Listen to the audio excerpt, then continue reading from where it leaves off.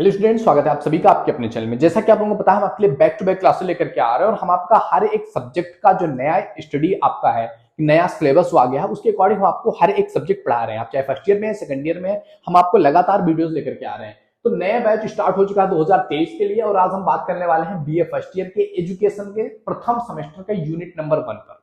और unit number 1 पर already 2 videos बन चुकी हैं। अगर आपने वो नहीं देखी है तो जाकर के चैनल पे जरूर देखिए, एक फाउंडेशन आपको वहां से मिलेगा। और आज की हमारी ये वीडियो है वीडियो नंबर 3, जिसको हम पार्ट नंबर 3 के रूप में आपके सामने रखे हुए हैं। अब यूनिट नंबर 1 का नाम है आपका एजुकेशन कॉन्सेप्ट एंड एम, शिक्षा, संप्रदाय और उद्देश्य। तो अभी तक हमने एजुकेशन के बारे में समझ लिया है और आज की इस वीडियो में जो हमको पढ़ना है वो पढ़ना है विद्या और ज्ञान के बारे में, कि विद्या और ज्ञान क्या है। तो सबसे पहले जो हम इस टॉपिक में कवर करने वाले हैं वो टॉपिक है विद्या। सबसे पहले विद्या को कवर करेंगे, फिर हम ज्ञान को भी कवर करेंगे इसी वीडियो में। तो चलिए समझते हैं कि आखिर विद्या होता क्या है, विद्या आखिर है क्या। तो देखो, विद्या वो जानकारी व गुण है जो हम दिखाने, सुनाने या पढ़ाने के माध्यम से प्राप्त करते हैं। यानी कि विद्या क्या है? विद्या एक ऐसा गुण है जो हम अपने अंदर डेवलप करते हैं। कैसे डेवलप करते हैं? या तो कोई चीज हमें दिखाई जा रही हो, सुनाई जा रही हो या पढ़ाया जा रहा हो, इस माध्यम से हम चीजों को सीखते हैं, अर्जित करते हैं, जिससे हमारा एक ज्ञान बनता है। समझ रहे हैं? अब इसके आगे देखें तो विद्या क्या है? एक ऐसी कला है जिससे हम जीवन में बदलाव ला सकते हैं। यानी कि जब आप कुछ सीखते हो तो आपके अंदर चेंज आने की संभावना आ सकती है। अगर आपने कुछ सीखा ही नहीं है या आप कुछ सीखने के लिए आतुर ही नहीं हो तो आपके अंदर चेंज आने की कोई संभावना ही नहीं है। तो चेंज आपके अंदर कब आ सकती है? जब आप रेडी हो लर्न करने के लिए, जब आप रेडी हो सीखने के लिए। तो क्या है कि विद्या एक कला है जिससे हम जीवन में बदलाव ला सकते हैं। और इससे क्या होगा कि नई मजबूती, वर्तमान ज्ञान, व्यवहार, हुनर, कदर और प्राथमिकता को अर्जित कर सकते हैं। यानी कि जब हम विद्या लाएंगे अपने अंदर, हमारे जीवन में परिवर्तन आएगा। हम नई मजबूती सीखेंगे, वर्तमान ज्ञान, व्यवहार, हुनर, कदर और प्राथमिकता जो एक लाइफ में होती है वो चीजें हम अर्जित कर पाएंगे अगर हमारे अंदर विद्या है तो। अब देखते हैं आगे कि मनुष्य की विद्या, ज्ञान निज की उन्नति का ही एक भाग होता है। यानी कि मनुष्य में जो विद्या होती है, जो ज्ञान होता है, वो क्या है? निज की उन्नति। निज मतलब अपने आप की, जो अपनी निजता है। आप अपने आप को कह सकते हो कि जो सेंटर पॉइंट आपके लाइफ का है, उसकी जो है उन्नति का ही एक पार्ट है ज्ञान। जब आपके अंदर ज्ञान आता है, जब आपके अंदर विद्या आती है, तो आप अपने आप को डेवलप कर पाते हो, आपकी अंतरात्मा को डेवलप कर पाते हो। तो वहां से जो चीज आप सीखते हो वो कहलाता है आपका विद्या। अब शिक्षाविदों की तरफ से माने कि शिक्षाविद जो कहते हैं कि शिक्षाविद कहते हैं कि खेल विद्या का एक प्राथमिक मुद्रा है। यानी कि किसी भी चीज को अगर आपको सीखना है तो उसकी एक प्राथमिक जो मुद्रा होती है ना, वो है खेल। अगर एक बच्चा है, उसको चीजों को सीखना है तो शुरुआत में कैसे करते हैं? खेल खिलाते हैं उनको। आप देखोगे जो बच्चे किंडर गार्डन में होते हैं उनको क्या करते हैं? प्ले के माध्यम से जो है सिखाया जाता है, बताया जाता है। क्यों? क्योंकि बच्चे सीखते वहीं से हैं। तो प्ले जो है, खेल जो है, वो विद्या का प्रथम मुद्रा है। इसी पर अपना विचार रखते हुए बायोलस्की कहते हैं, बायोगोलस्की, इनके अनुसार क्या है कि खेल बालक की उन्नति के लिए बहुत महत्वपूर्ण है। इन्होंने कहा, बायोगोलस्की ने, कि खेल जो है ये एक व्यक्ति के, एक बच्चे के उन्नति के लिए बहुत महत्वपूर्ण है, क्योंकि वे अपने वातावरण के साथ एक उद्देश्य बनाते हैं जो ज्ञान के खेल से ही होता है।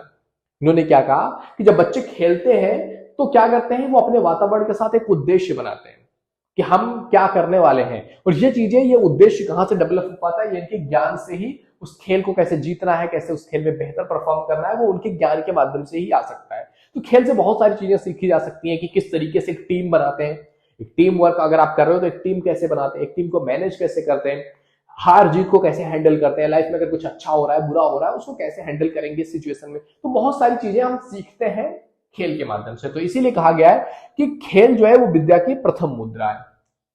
वास्तविकता और भ्रम को ठीक ठीक से जानना, यानी कि क्या रियल है और क्या जस्ट आपका भ्रम है, आपकी सोच है, आपकी समझ है, कि आपने किसी चीज को गलत समझ लिया है, उस गलत समझ को ही तो भ्रम कहेंगे। तो वास्तविकता क्या है और भ्रम क्या है, इनको ठीक ठीक से जानना ही वेदांत में ज्ञान कहा जाता है। यानी कि वेदांत में ज्ञान को परिभाषित करते हुए लिखा गया है कि जब आपके अंदर इतनी क्षमता आ जाए कि आप वास्तविकता को, आप रियलिटी को और इल्यूजन को, जो आपकी भ्रम है, उस चीज में डिफरेंस जान सको कि इसमें अलग क्या है, तो क्या सही है क्या गलत है, तो उसको ठीक ठीक से जानना ही ज्ञान है। और परिणाम स्वरूप क्या होता है कि ब्रह्मा और अविद्या का ज्ञान ही विद्या है। यानी कि आपको पता चल जाए कि रियलिटी क्या है, ब्रह्म क्या है, और अविद्या जो आपके अंदर अविद्या है वो क्या है। उस चीज को अगर आपने जान लिया तो यही आपकी विद्या होती है। तो ये बेसिकली कहा गया है विद्या के माध्यम से कि विद्या है जो हम जिसके माध्यम से हम अपने आप को ग्रो करवा सकते हैं, हम अपने आप को लाइफ में ऊंचा लेकर के जा सकते हैं। और कहीं ना कहीं विद्या का जो मतलब होता है वो होता है हम अपने लाइफ के हाईएस्ट गोल को प्राप्त कर सकें, रियलिटी को इल्यूजन के इनके बीच में फर्क कर सके। तो ये सारी चीजें होती हैं। अब विद्या पर अपना विचार रखते हुए कई सारे विद्वानों ने इस पर अपने राय रखे हैं, अपने विचार रखे हैं, आइए उनको देखते हैं। तो विद्या के बारे में बात करते हुए दयानंद सरस्वती लिखते हैं कि जिन पदार्थों के यथार्थ स्वरूप का ज्ञान हो उसे विद्या कहते हैं। पदार्थों के यथार्थ स्वरूप यानी कि जो भी चीजें हैं उनकी रियलिटी अगर आपको पता है, हर एक चीज के बारे में अगर आप रियलिटी एज इट इज देख सकते हो तो वही क्या कहलाता है, विद्या कहलाता है। ये दयानंद सरस्वती का कथन है इस पे। अब बात करते हैं मनुष्यों, जो मुनि थे, जो ऋषि थे, वो भारतीय मुनि ऋषियों के द्वारा क्या कहा गया है कि सा विद्या या विमुक्त है। भारतीय ऋषियों ने क्या कहा है, सा विद्या या विमुक्त है, यानी कि इसका मतलब क्या हुआ कि विद्या वो है जो मुक्ति दिलाए। मुक्ति किससे? मुक्ति को लेकर के बहुत सारे कॉन्सेप्ट बने हुए हैं कि मुक्ति मतलब कि हम जो है जीवन मरण के ये जो चरण है इससे बाहर निकल जाए। नहीं, मुक्ति का रियल जो अर्थ होता है ना, ये होता है कि आप जो है रियलिटी को देख सको कि what is the reality and what is the illusion. आप लाइफ में फंसे न रह जाओ, आप लाइफ की रियलिटी को देख सको, आपके अंदर वो क्षमता हो कि आप उस चीज को डिफरेंशिएट कर सको कि what is real, what is illusion. अगर ये चीजें आप जो है क्लियर कर पाते हो तो आपकी लाइफ में वो जो बंधन होता है जिसमें आप फंसे रह जाते हो और लाइफ के हाईएस्ट गोल तक सोच भी नहीं पाते हो, वो चीजें अगर आपके अंदर डेवलप हो गई हैं और आप इन छोटे छोटे चीजों से ऊपर उठ करके आप वहां तक सोच पा रहे हो, देख पा रहे हो, जहां पर आपको मतलब आपकी सोच पर बंधन नहीं लगा हुआ है कि हाँ आप बस यहीं तक आकर के रुक गए हो, अब इसके आगे आपसे सोचा ही नहीं जा रहा, आप उसी में लूप में घूम रहे हो। तो जो आपका माइंडसेट एक लूप में घूमता रहता है ना, इसी को कहा गया है बंधन। और इससे अगर आप बाहर निकल सकते हो तो आपको किसी और लोक में जाने की जरूरत नहीं है मुक्ति के लिए। मुक्ति आपकी इसी लाइफ में है, बट उसको रियलाइज करना ये इंपॉर्टेंट है।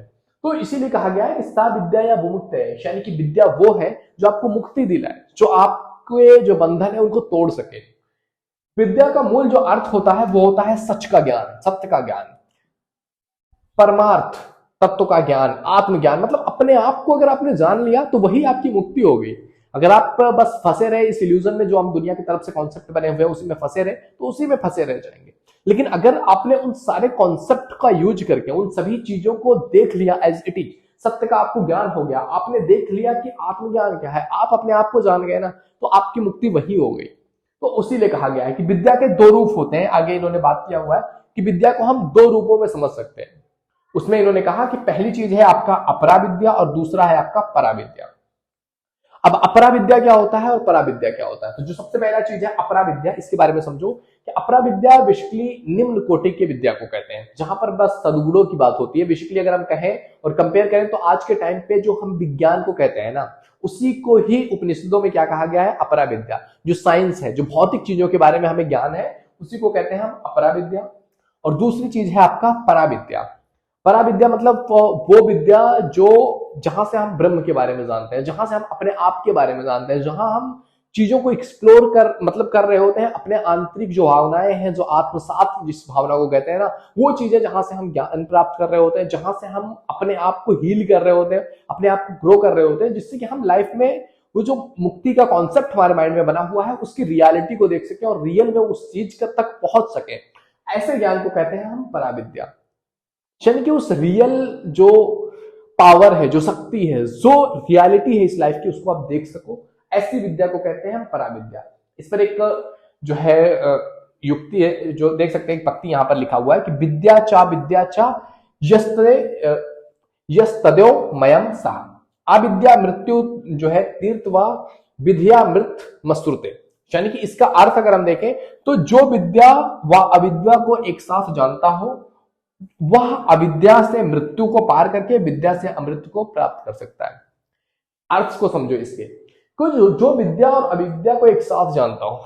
विद्या अविद्या मतलब क्या होता है, इस चीज को समझो एक सेकंड के लिए दिमाग लगा करके कि विद्या अविद्या दोनों को जानता हो, यानी कि जो रियलिटी और इल्यूजन के बीच में फर्क कर सकता हो कि इट इज द रियलिटी और इट इज द इल्यूजन, जिसके अंदर इतनी एबिलिटी आ जाए कि वो इस चीज को, इस फर्क को जान सके, विद्या अविद्या को एक साथ जान सके, वो कहलाता है कि वो ज्ञानी है, वो विद्या वाला है।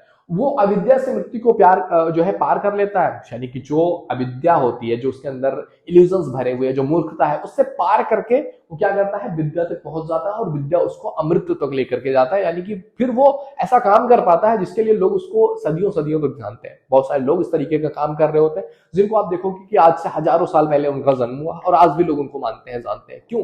क्योंकि उन्होंने उस लेवल को पार कर लिया, उन्होंने विद्या अविद्या के फर्क को जान करके उस चीज से पार करके अपने आप को अमृत के स्टेट तक पहुंचा दिया है। तो ये है बेसिकली विद्या का कॉन्सेप्ट। तो ये हमने पहला पार्ट ये समझ लिया। आइए देखते हैं आप विद्या के बाद जो सेकंड पार्ट आपका है ज्ञान। ज्ञान क्या होता है, आइए उसके बारे में समझते हैं। तो अब हम बात करते हैं ज्ञान के बारे में कि आखिर ज्ञान क्या होता है, ज्ञान को लेकर के विद्वानों ने क्या कहा हुआ और इसकी स्टेटमेंट क्या है, वो सारी चीजें आज हम समझने वाले हैं। तो देखो समझते हैं कि ज्ञान क्या है। तो कहा गया है कि ज्ञान वह है जो ज्ञात हो, मतलब कि जिसके बारे में हमें पता लग गया हो, जिसके बारे में हमको जानकारी हो गई हो, जो जानकारी के द्वारा सुरक्षित हो, यानी कि जिसको हमने जान लिया हो और यह परिचितता हो, हमारी परिचय हो देता हो, जो वास्तविक अनुभव से प्राप्त होता हो। यानी कि ऐसा नहीं जो चीजें आपने कहीं से भी मिल गया है, नहीं, उसको आपने एक्सपीरियंस किया हो, वो ज्ञान कहलाता है। अदरवाइज आप उधार में कोई चीजें किसी से ले रहे हो ना, उसकी वैल्यू उतनी ही होती है। जैसे एक ओरिजिनल कॉपी होती है, आपने कुछ भी चीज खरीदा, उसकी एक ओरिजिनल कॉपी होती है, और एक होता है उसका आपने फोटोकॉपी करवा लिया। तो ओरिजिनल की वैल्यू जो है वो करोड़ों में हो सकती है, लेकिन फोटोकॉपी की वैल्यू 2 रुपए की होगी। तो ऐसे ही कहा गया है कि ज्ञान वो है जो जानकारी द्वारा सुरक्षित हो, जो आपके वास्तविक अनुभव से प्राप्त हुआ हो। निरपेक्ष सन्य की स्वानुभूति ही ज्ञान है। निरपेक्ष सन्य यानी कि एक ऐसी भावना, एक ऐसा स्टेट जहां आप किसी भी चीज को लेकर के ओपिनियन वायस्ड नहीं होते हैं। आपके ओपिनियन जो होते हैं वो रियल होते हैं, जो रियल फैक्ट पर आधारित होते हैं। आपके ओपिनियन किसी को लेकर के अलग नहीं होते हैं कि ये पर्सन है, ये इस रिलीजन का है, ये चीज मानता है तो इसको मैं गलत बोलूंगा। नहीं, जो चीज रियलिटी है आप रियलिटी पे बोलोगे, आप किसी की तरफ बायस होकर के बात नहीं कर पाओगे। जैसे कि यह जो स्थिति होती है जब आप ज्ञान की प्राप्ति कर लेते हो, तो यह प्रिय अप्रिय, सुख दुख, इन सभी भावों से निरपेक्ष हो जाता है। निरपेक्ष मान आपने देखा होगा, ना प्लस में होता है ना माइनस में होता है। वो क्या हो जाता है, जब हम निरपेक्ष में किसी चीज को रखते हैं तो उससे उसके पास जो चिन्ह होते हैं, जो मार्क्स होते हैं, वो सारे खत्म हो जाते हैं, वो बस होता है। ऐसे ही एक पर्सन जब ज्ञान की प्राप्ति कर लेता है तो वो उसके लिए प्रिय अप्रिय, यानी कि कौन सा आपका प्यारा है, अपना है, कौन दूसरा है, क्या चीज सुख है, दुख है, ये सारी भावनाएं खत्म हो जाती हैं, क्योंकि उसको हर एक चीज में ही सेम फीलिंग्स आ रही होती हैं और वो फीलिंग ऑफ हैप्पीनेस होती है। ये चीज आप एक्सपीरियंस करोगे जब आप कभी अपने आप को जानने के लिए कभी आपको टाइम मिले लाइफ में। मतलब ये बहुत इंपॉर्टेंट है, लेकिन लोग इसको निग्लेक्ट करते हैं। कभी टाइम मिले तो अपने आप को जानने की कोशिश करना, तो वो स्थिति आपको ऐसी देगी जहां पर आप हैप्पी होंगे। आपको हैप्पी होने की जरूरत नहीं होगी, आपको खुश होने की जरूरत नहीं होगी, आपको प्रेम करने की जरूरत नहीं होगी। You will be the happiness, you will be the love. तो आपको करने की जरूरत नहीं पड़ेगी, और जो चीज आपको करने की जरूरत पड़ती है वो चीज छूट भी सकती है, लेकिन जो आप हो उससे कहां जाओगे दूर। तो इसीलिए कहा गया है कि जो व्यक्ति ज्ञान की प्राप्ति कर लेता है ना, वो निरपेक्ष सन्य हो जाता है। उसके लिए सभी भाव क्या होते हैं, निरपेक्ष हो चुके होते हैं। इसका विभाजन विषयों के आधार पर होता है, यानी कि ज्ञान को हम 5 विषयों के आधार पर हम बांट सकते हैं, समझ सकते हैं। वो क्या हो गया कि वो चाहे रूप हो, रस हो, गंध हो, शब्द हो, स्पर्श हो, ये सारी चीजों में भी कहीं भी आपको निरपेक्ष मतलब सापेक्षता नजर नहीं आएगी। सारी चीजें, सारी भावनाएं क्या होंगी, निरपेक्ष हो चुका होगा।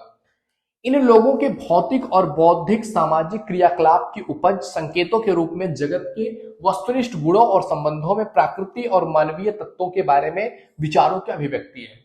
यानी कि ज्ञान जो होता है वो लोगों में जो भौतिक हो, चाहे बौद्धिक हो या सामाजिक क्रियाकलाप हो, इन सभी की जो रियल मीनिंग होती है उसकी उपज करता है, जो रियल में मनुष्य के लिए जरूरत है। जैसे कि अगर आप सदगुरु की बात करोगे, पूरी दुनिया में किसी को फर्क ही नहीं पड़ रहा था कि क्या चीजें हो रही है, मिट्टी मर रही है, कावेरी कॉलिंग आपने देखा होगा सदगुरु का, जो सॉइल मूवमेंट सदगुरु चला रहे थे, तो मतलब दुनिया को फर्क ही नहीं पड़ रहा था इस चीज से। लेकिन जिस पर्सन का वो इंटेलेक्चुअल लेवल हो चुका होता है ना, वो रियलिटी देख पाता है कि क्या चीज जरूरत है, चाहे वो भौतिक हो, बौद्धिक हो, सामाजिक हो, किस चीज की जरूरत है, क्या चीज रियल में इंपॉर्टेंट है। और उसके लिए उन्होंने पूरी दुनिया में जो है, पूरी दुनिया को इसके लिए जागरूक किया, और पूरी दुनिया के लगभग सभी कंट्रीज ने उस पर एग्रीमेंट किया हुआ है कि हाँ हम सॉइल को बचाएंगे, क्योंकि वो चीजें इंपॉर्टेंट थी, रियल में इंपॉर्टेंट थी। तो वो चीजें तभी दिख पाती है जब आपके अंदर वो ज्ञान की भावनाएं जागृत हो चुकी हो।